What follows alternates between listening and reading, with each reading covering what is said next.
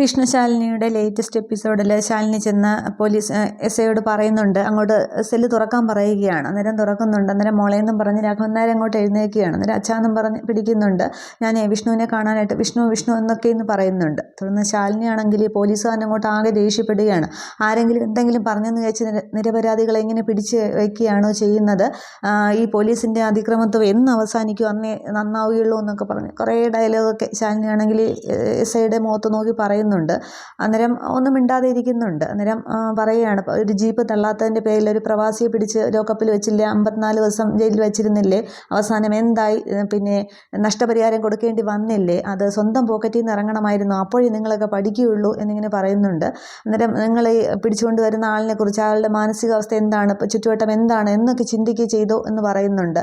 അന്നേരം ഈ പോലീസുകാരിങ്ങനെ തലയൊന്നിച്ച് നിൽക്കുന്നേ ഉള്ളൂ. എന്നിട്ട് അച്ഛനെ ഞാൻ കൊണ്ടുപോവുകയാണെന്ന് പറയുമ്പോൾ അത് പിന്നെ ADM വിളിച്ച് പറഞ്ഞപ്പോൾ എന്ന് പറയുന്നുണ്ട്. അതിനെ വിളിച്ചു പറഞ്ഞപ്പോൾ അതങ്ങ് നോക്കിയോ, ബാക്കിയുള്ള കാര്യങ്ങൾ അന്വേഷിക്കണ്ടേ, അവിടെ കള്ളും കഞ്ചാവും എന്നൊക്കെ ഇങ്ങനെ പോലീസുകാരൻ പറയുന്നുണ്ട്. അതിനെ കളക്ടറേറ്റ് ആക്രമിച്ചു എന്ന് പറഞ്ഞു, നീ തോക്കെടുത്ത് അച്ഛന് നേരെ വെടിവെക്കാഞ്ഞത് ഭാഗ്യം, തീവ്രവാദിയാണെന്നും പറഞ്ഞ് വെടിവെക്കാഞ്ഞത് ഭാഗ്യം എന്നൊക്കെ ഇങ്ങനെ ശാലിനി ഷൗട്ട് ചെയ്യുന്നുണ്ട് കുറേ.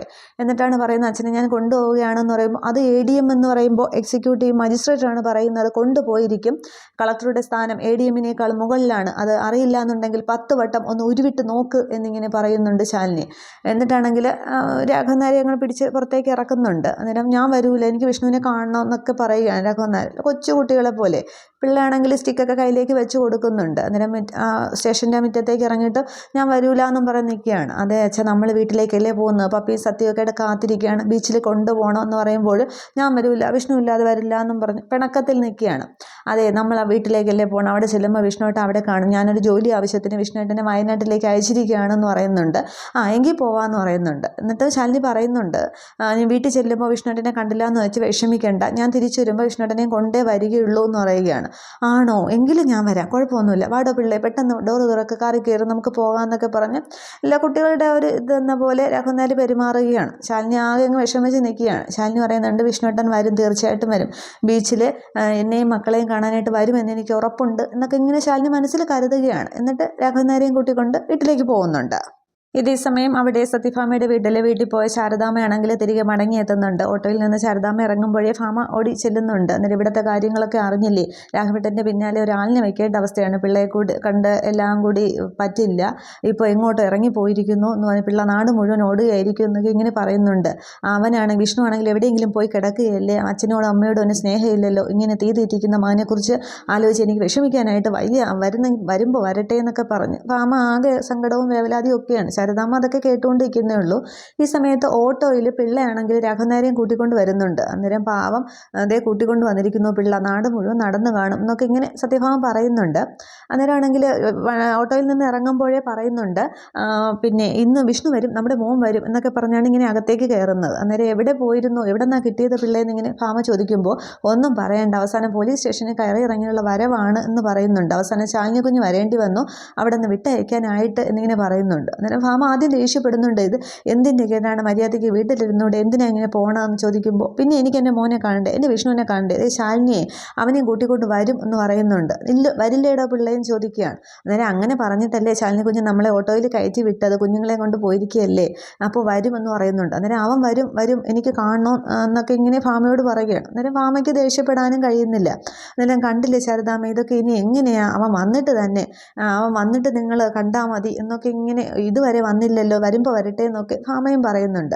അന്നേരം പിന്നെ കളക്ട്രേറ്റിൽ നിന്നാണ് എന്താ ഉണ്ടായതെന്നൊക്കെ ചോദിക്കുന്നുണ്ട് ഭാമ. അന്നേരം ആ കളക്ട്രേറ്റിലാണ്, അവിടെ തന്നെ ഉള്ളവർ തന്നെ വെറുതെ കാര്യം ഉണ്ടാക്കി ജയിലിൽ പോലീസ് സ്റ്റേഷനിൽ കൊണ്ടുപോയതാണെന്ന് പറയുന്നുണ്ട്. അന്നേരം രാഘവൻ നായർ പറയുകയാണ്, ആ കളക്ട്രേറ്റിലെ ഒരു ജോലിക്കാരനുണ്ട്, വിഷ്ണു വരുമ്പോഴേ ആദ്യം അവനിട്ട് 2 എണ്ണം കൊടുക്കണം, പിന്നെ പോലീസുകാരനുണ്ട്, അവന് 2 ഇട്ട് കൊടുക്കണം എന്ന് പറയുന്നുണ്ട്.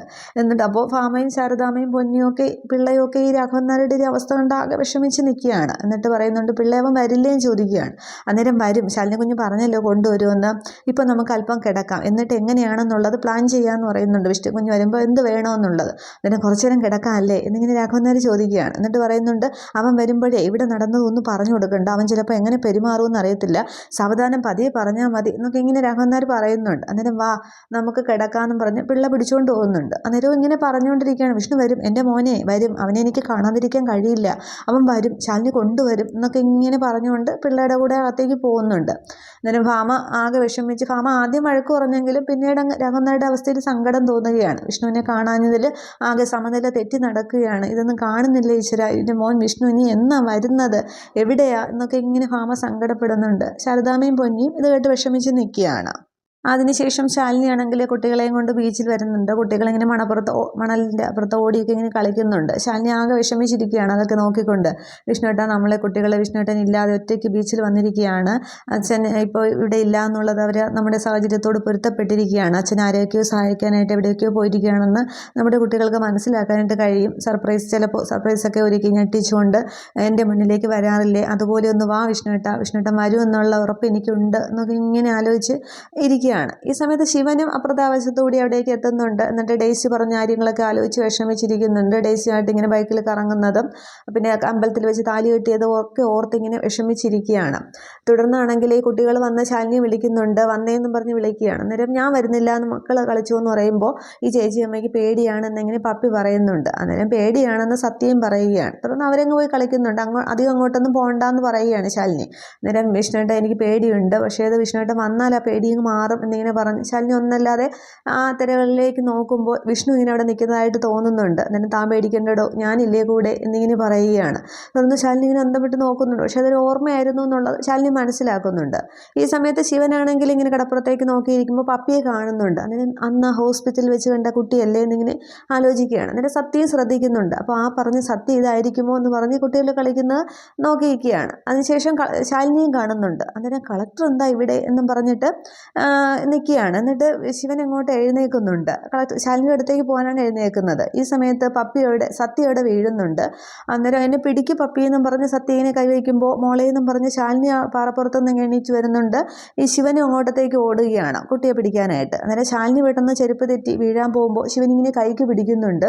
അന്നേരം ശാലിനിയാണെങ്കിൽ ശിവനെ തന്നെ ഇങ്ങനെ ശ്രദ്ധിക്കുകയാണ്. അന്നേരം ആ ഒരു ഓപ്പറേഷൻ സീനൊക്കെയാണ് ഒരു നെഗറ്റീവ് ഫിലിം എന്ന പോലെ ശിവൻ്റെ മനസ്സിലൂടെ ഇങ്ങനെ മിന്നി മായുന്നത്. എന്നിട്ട് പെട്ടെന്ന് ശാലിനിയുടെ കൈ വിട്ടിട്ട് പെട്ടെന്ന് സത്യയെ പോയി അങ്ങ് എടുക്കുകയാണ്. എന്നിട്ട് മോൾക്കൊന്നും പറ്റിയില്ലല്ലോ എന്ന് പറഞ്ഞങ്ങ് എടുക്കുകയാണ്. പെട്ടെന്ന് ശാലിനി ഓടി വന്ന് കുട്ടിയെ അങ്ങ് വാങ്ങുന്നുണ്ട്. എന്നിട്ട് മോൾക്ക് ഒന്നും പറ്റിയില്ലോ എന്നൊക്കെ ചോദിക്കുകയാണ്. ഈ സമയത്ത് അവിടെ നിന്ന് ഒരു ലൈഫ് ഗാർഡ് ഓടി വരുന്നുണ്ട്.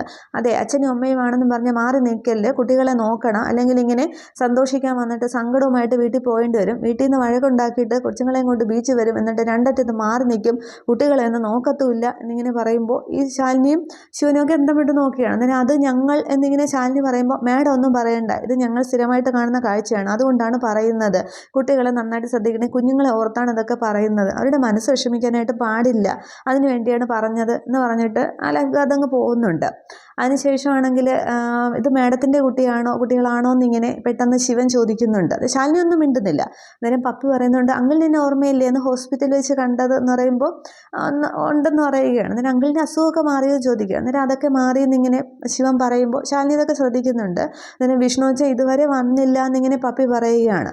അന്നേരം ശിവൻ്റെ മനസ്സിലൂടെ ഇങ്ങനെ ഇത് ശാലിനിയുടെ ആ വിഷ്ണു ആണെന്നുള്ളത് ശിവന് ഓർമ്മ കിട്ടുന്നുണ്ട്. അന്ന് ആ വഴിയിൽ വെച്ച് ജീപ്പിൽ ശാലിനിയുമായിട്ട് വന്നപ്പോൾ ശിവനുമായിട്ട് അന്ന് ബുള്ളറ്റൊക്കെ വെച്ച് തല്ലുണ്ടാക്കിയില്ലേ, അത് ഓർമ്മിക്കുന്നുണ്ട്. പിറകെ ചെന്ന് വിഷ്ണുവിനെ ചവിട്ടിയതും ആ ഒരു സീനൊക്കെ ഇങ്ങനെ ശിവൻ മനസ്സിലൂടെ ആലോചിക്കുകയാണ്. വിഷ്ണു അച്ഛനെ കണ്ടുപിടിച്ച് തരുമോ എന്നൊക്കെ ഇങ്ങനെ ചോദിക്കുകയാണ്. അന്നേരം ശിവൻ ഒന്നും മിണ്ടുന്നില്ല. ശാലിനിയെ ശ്രദ്ധിക്കുന്നുണ്ട്, പപ്പിയെ ശ്രദ്ധിക്കുകയാണ്. അന്നേരം മോൾ ഇങ്ങോട്ട് വന്നേ, നമുക്ക് പോകാമെന്നും പറഞ്ഞ് പപ്പിയെ സത്യയെ രണ്ട് കയ്യിലായിട്ട് പിടിച്ചുകൊണ്ട് ശാലിനി മുന്നോട്ട് നടക്കുന്നുണ്ട്. അന്നേരം വിഷ്ണു അച്ഛനെ കണ്ടുപിടിച്ച് തരണേ, വിഷ്ണു അച്ഛനെ ഞങ്ങൾ കണ്ടുപിടിച്ച് തരാമെന്ന് പറഞ്ഞു ചേച്ചിയമ്മയെന്നൊക്കെ പപ്പി പറയുന്നുണ്ട്. എന്നിട്ട് ശിവനങ്ങ് നോക്കി നിൽക്കുകയാണ്. ശാലിനി കുട്ടികളെ കൊണ്ടുപോകുന്നുണ്ട്. തിരിഞ്ഞു നോക്കി പപ്പി വീണ്ടും പറയുന്നുണ്ട് വിഷ്ണു അച്ഛനെ കണ്ടുപിടിച്ച് തരണേന്നൊക്കെ. അവസാനം ശാലിനിയും തിരിഞ്ഞിങ്ങനെ ശിവനെ നോക്കുമ്പോൾ ശിവനെ നോക്കി നിൽക്കുന്നു. ഇത്രയും ഈ ഒരു എപ്പിസോഡിൽ കാണിക്കുന്നുള്ളൂ. അപ്പോൾ ഇനി മിക്കവാറും വിഷ്ണുവിനെ തേടിയുള്ള അന്വേഷണത്തിൽ ശാലിനിക്കൊപ്പം അതും ശിവൻ്റേതായ രീതിയിൽ ചിലപ്പോൾ അന്വേഷിക്കാനായിട്ട് ഇറങ്ങും. അങ്ങനെ വിഷ്ണുവിനെ കണ്ടെത്തുകയായിരിക്കും ചെയ്യുന്നതൊക്കെ. അതൊക്കെ കാണാം. എന്തായാലും ശിവൻ ശത്രുവല്ല എന്നുള്ളത് അവിടെ ശാലിനിക്ക് മനസ്സിലാവുകയാണ്. പക്ഷേ മഹേന്ദ്രനാണെങ്കിൽ ശാലിനിയെ ഒതുക്കാനായിട്ട് നടക്കുകയാണ്. ഇവിടെ സത്യഭാമയും ഒക്കെ പറയുന്നുണ്ട്, ആ ഒരു സങ്കടമൊക്കെ ലോജിക്കായിട്ട് ഇങ്ങനെ കുറഞ്ഞു വരുന്നുണ്ട്. വിഷ്ണു വരുമെന്നുള്ള പ്രതീക്ഷയിലാണ് എല്ലാവരും ഇരിക്കുന്നതും ഈ കാട്ടിക്കൂട്ടുന്നതും ഒക്കെ. എന്തായാലും ഈ രാഘവൻ നായരുടെയും പിന്നെ സത്യഭാമയുടെയും അവസ്ഥയിൽ നിന്ന് മറികടന്ന് വിഷ്ണുവിനൊന്നും സംഭവിക്കില്ല. വിഷ്ണുവിൻ്റെ ഒരു തിരിച്ചുവരവ് ഉടനെ ഉണ്ടാകും. അത് നമുക്ക് കാണാം. Okay, thank you.